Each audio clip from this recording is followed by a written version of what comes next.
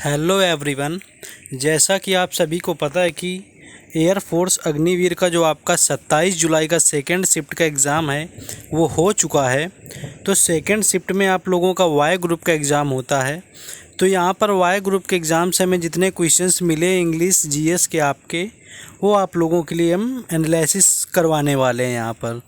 तो जिन लोगों का एग्ज़ाम था, अगर आपने एग्ज़ाम दिया हुआ है तो जो क्वेश्चंस यहाँ पर हमने नहीं करवाए हुए हैं तो आप कमेंट बॉक्स में बता सकते हैं, इससे बाकी स्टूडेंट्स को भी पता चलता रहे।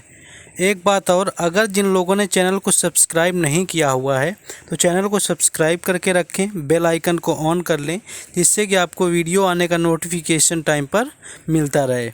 यहाँ पर आपको 31 जुलाई तक हम सारा एनालिसिस एयरफोर्स का करवाने वाले हैं। तो चलिए बिना टाइम वेस्ट किए देखेंगे कौन सा क्वेश्चन आपका पूछा गया था, और आप भी वीडियो को लाइक ज़रूर कर दें। ये जो पहला क्वेश्चन आपका आया था वन वर्ड सब्स्टिट्यूशन से, इंग्लिश का था, the physical features of a rain as a whole. यानी जो फिजिकल फीचर होता है किसी पार्टिकुलर क्षेत्र का, उसे हम क्या कहते हैं? तो ये आपका जो है जियोग्राफी कहलाता है। तो जियोग्राफी आपका वन वर्ड्स में राइट आंसर था। नेक्स्ट जो क्वेश्चन आपका आया हुआ था, ये आपका रागा में था जीएस का, वयस्क मनुष्य में हड्डियों की संख्या कितनी होती है? तो इसका राइट आंसर आपका 206 था। यानी वयस्क मनुष्य में हड्डियों की संख्या 206 होती है।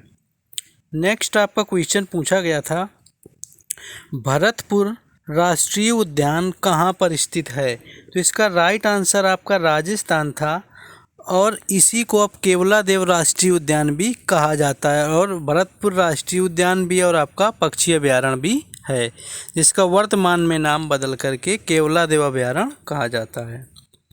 नेक्स्ट क्वेश्चन आपका आया हुआ था, ओलंपिक से आया था, लवलीना बोरगोहेन का संबंध किस खेल से है?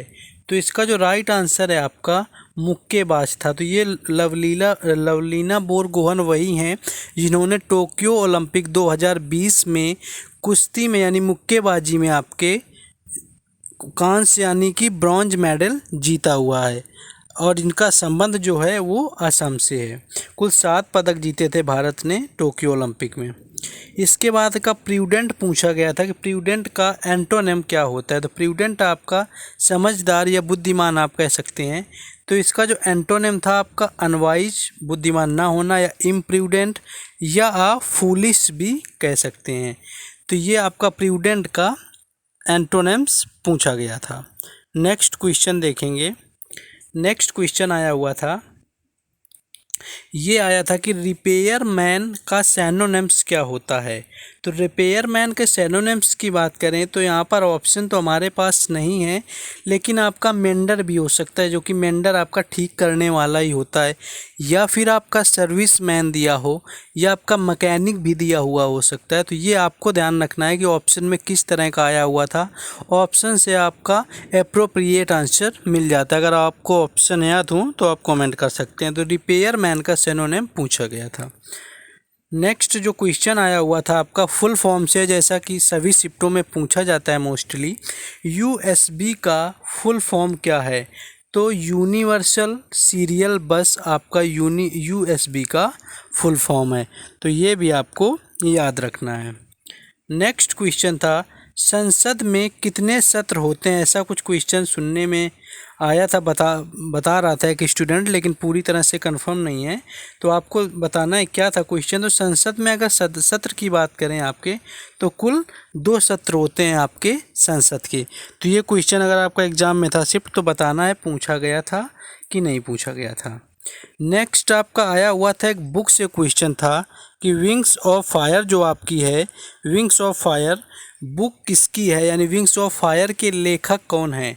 तो इसका राइट आंसर आपका एपीजे अब्दुल कलाम दिया था, तो भी आपका राइट था, और अगर अरुण तिवारी दिया था तो भी आपका राइट था, क्योंकि ये एपीजे अब्दुल कलाम की बायोग्राफी है, और अब्दुल कलाम ने भी लिखा था, और साथ में इनके जो को राइटर थे यानी सहयोगी लेखक थे वो आपके अरुण तिवारी थे। तो ये भी आपको याद रखना है। नेक्स्ट आपका पूछा गया था कि अमेरिका ओपन 2021 किसने जीता। तो डेविल मेवदेव जो थे, इन्होंने आपका यूएस ओपन 2021 का खिताब जीता है। अगर यहीं पर फ्रेंच ओपन 2021 की बात करते तो नोवाक जोकोविच इसका राइट आंसर होता। तो आपको राफेल नडाल और नोवाक जोकोविच में कंफ्यूज नहीं होना था। तो यहाँ पर आपका डेविल मेवदेव राइट आंसर था। नेक्स्ट क्वेश्चन देखेंगे। नेक्स्ट आपका बता रहे थे कि बृहदेश्वर मंदिर कहाँ पर स्थित है। यह क्वेश्चन आपका कुछ इस तरह था कि चोल शासकों ने अपने मंदिर कहाँ पर बनाए। तो ये भी आपका हो सकता है क्वेश्चन, इन्हीं क्वेश्चनों में से कुछ था आपका कि बृहदेश्वर मंदिर कहाँ स्थित है या चोल शासकों ने अपने मंदिर कहाँ पर बनाए। तो आपका बृहदेश्वर मंदिर है तंजौर में स्थित है, और जो कि चोल शासक राजराज प्रथम के द्वारा बनाया गया है।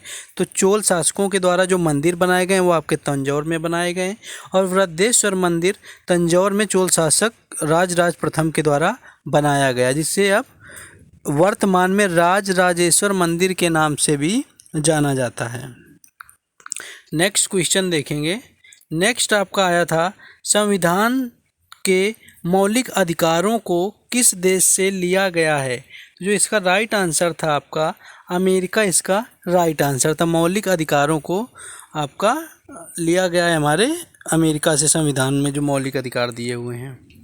एक क्वेश्चन आपका था वांडर का सिनोनिम्स क्या। ये मॉर्निंग शिफ्ट में भी आया था, बता रहे थे बच्चे, इसमें भी आया है। तो ये घूमने वाला होता है, जिसका आपका सिनोनिम रोमर भी हो सकता है और स्ट्रॉलर भी हो सकता है। अब आपको ये कंफर्म करना है कि ये राइट है कि रॉन्ग है, कि आया हुआ था या फिर नहीं आया हुआ था।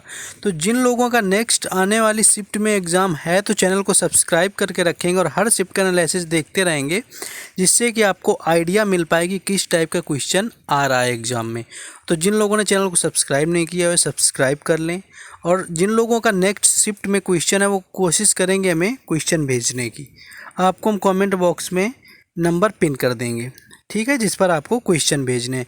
तो मिलते हैं नेक्स्ट शिफ्ट की एनालिसिस में, थर्ड यानी इवनिंग में। जय हिंद।